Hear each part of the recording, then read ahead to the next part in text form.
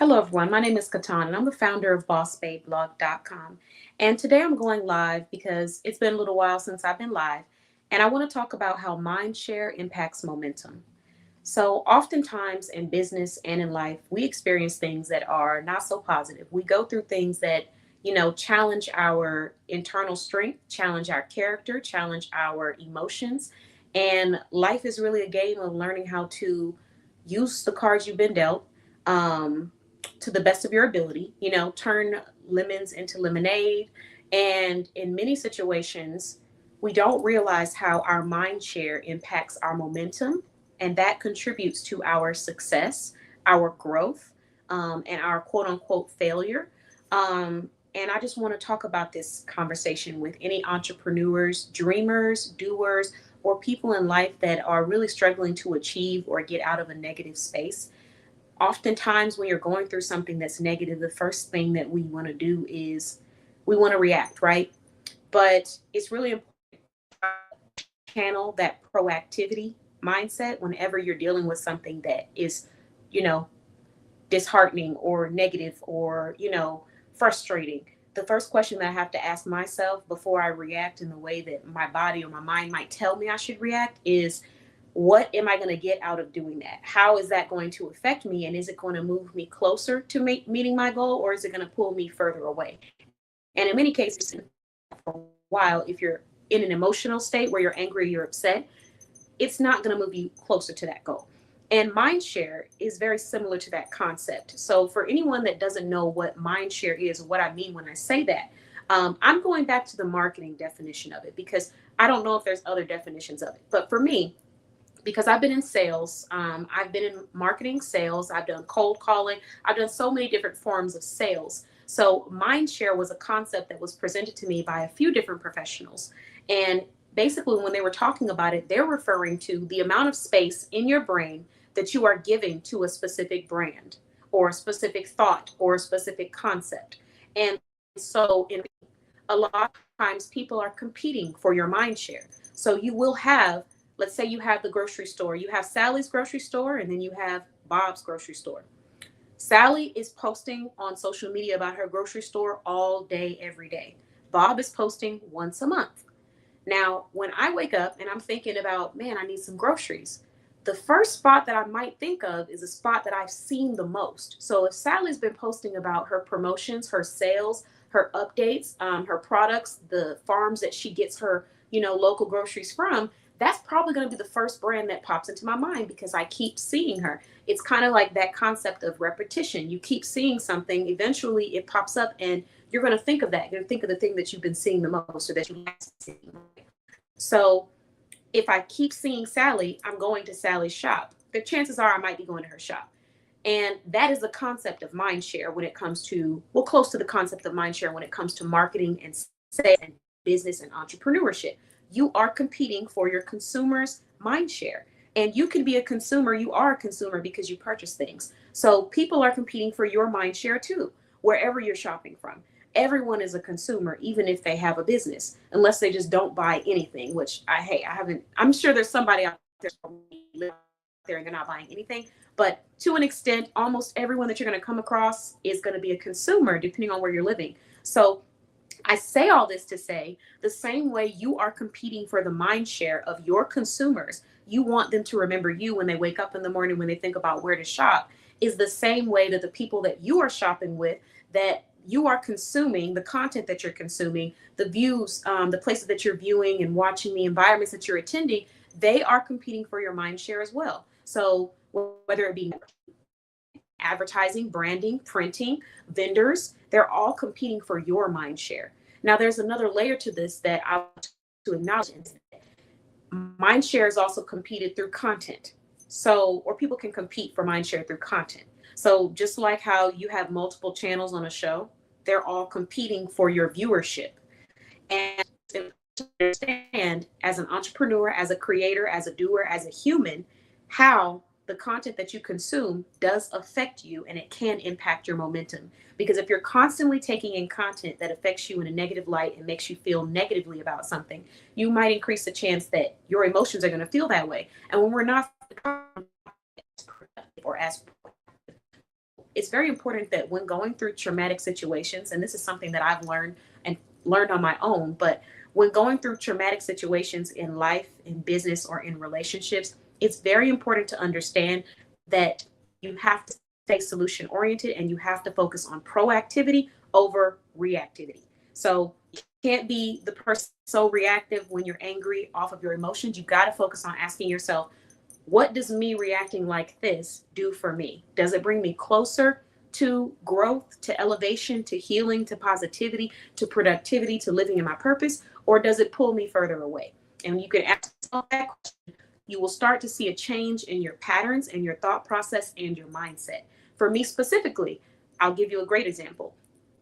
At one point in time, entrepreneurship and, showcasing and growing and expanding my brand, there were some disheartening moments for me where I did wonder, like, is this a mission that I need to continue, or is this something that maybe I need to just pause or rearrange or look at it differently or maybe not do, because of the fact that I was coming across so many people that genuinely didn't really want, but they did want all the benefits of a part of my community or being a part of gaining my services, but they did not want to spend the money. They did not want to invest. And my content started popping up on my feed of content creators talking about this specific topic because, of course, our electronics in many cases are listening to us. And if they're not, it's because you set it up like that. But content started popping up on my feed about people not being supportive, people not wanting to spend money, things like that. And even though it might have been relating or content that I could relate to, it was relatable. That's the word I'm looking for. It wasn't proactive. It wasn't productive, because what I was doing was sitting and sulking in a negative mind space where I'm thinking about all the ways that people didn't want to support or were negative or tried to take advantage of my kindness or my heart or me wanting to give and support. And so sitting in that negative didn't allow me to be productive and make a solution on how I'm going to transition from that. So I got to a space in my mind where I decided that I really didn't want to focus in on things that are just truly disappointing. Why? Because there's got to be more to life than, ruminating on stuff that's just absolutely disappointing. If someone treats you negatively in business, in family, in relationships, I don't want to spend time focusing on the disappointments. It's just no day is promised. So why would I want to spend and dedicate energy to that?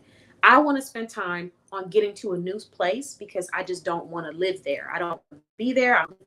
And it's a waste of my energy and my presence. So instead of focusing so much on the fact that nobody was supporting or that I was having these negative experiences, I started to transition my mind into asking myself, what do I need to do to the audience of people appreciate what I have to offer and want to see what I have to offer?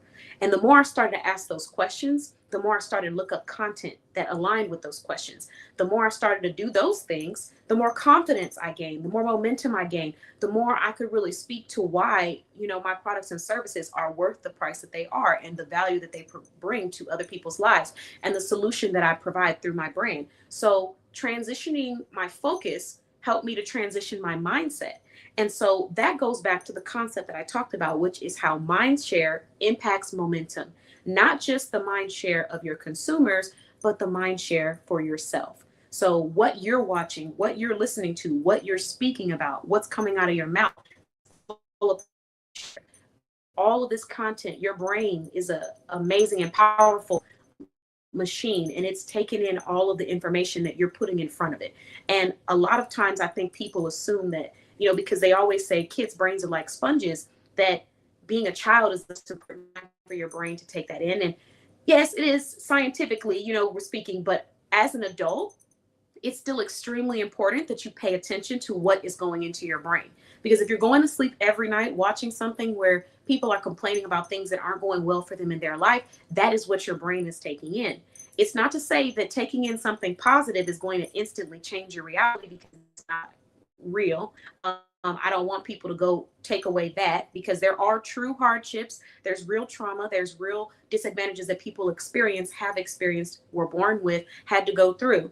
And we can't discount that or discredit that.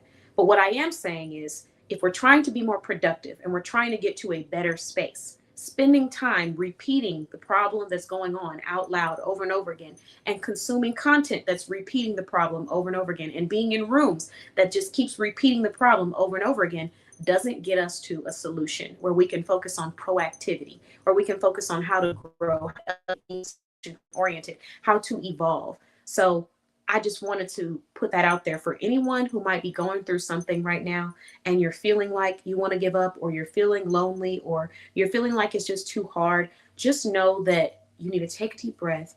Know that these are your emotions, and your emotions are validated, right?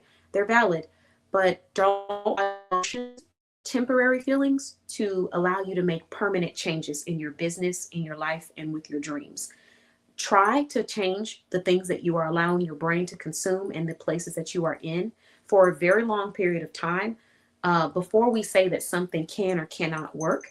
Because when you think about successful entrepreneurs, successful people in general, it didn't happen for them overnight. This was years and years of work.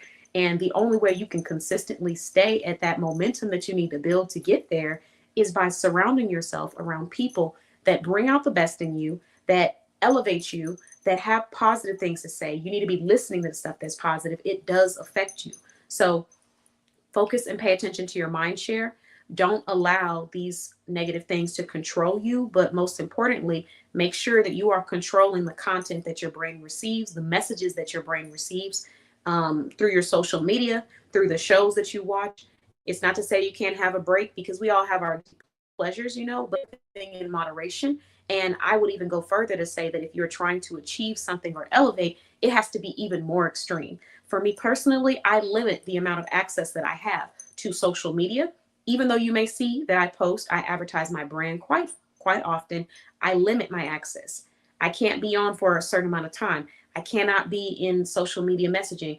I can't be on my cellular device all day long. I can't be texting. I can't be on phone calls. I limit myself to that, because the time that goes by in those moments sometimes is not as productive, especially if it's about conversations that are not bringing some fruitfulness. Now, even with conversations that are bringing fruitfulness, I still know that there's a percentage of my brain that has to be preserved to execute certain things in my brand and in my life. So give yourself that space to do that. Give yourself that permission to give your brain the content and the messages that it needs to grow and build the momentum in your business. The challenge that I want to leave everybody with who's watching this live is, I want you to go and evaluate all of the content, all of the conversations, all of the environments that you are currently a part of. And ask yourself, what does each environment, each person, each organization, each piece of content that you watch send to your mind? What messages are you receiving from that?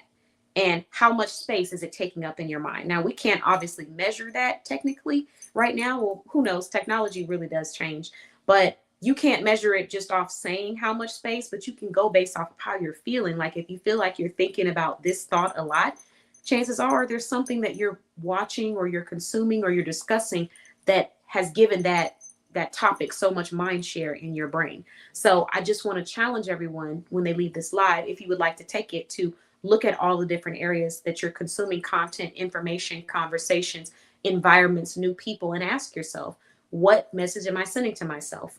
And if it's not something positive, uplifting, proactive, something that encourages you evolving, then it's time to shift gears and find something new, someone new, someplace new that is going to give you a positive message to your brain, so that when you're feeling low, you're not having to also fight negative thoughts that come from the things that take up space in your mind that you have given your body or yourself or whoever permission for you to access. You got to let some of those things go. So that would be my advice for anyone that's struggling right now and just needs a little pick me up or some tips. Those are my tips that I'm sharing, that have worked for me with growing and being able to get through some of those hardships without, completely just acting off of emotion or allowing my emotion to change my decisions permanently. Thank you so much for watching. If you have a small business and you would like to advertise your brand in our directory, please head on over to bossbabeblog.com. You can book a discovery call with us to learn more about our solutions. And if you feel like this is a place that you want to be a part of, you can fill out an application and you will find out if you've been approved to be a member of our community within 8 to 14 business days. Thank you for watching, and I'll talk to you guys soon. In our next live, I'm going to be mentioning our upcoming youth workshop that's happening in DFW, where I'll be teaching young entrepreneurs or future entrepreneurs how to design their own website. Talk to you guys soon. Bye-bye.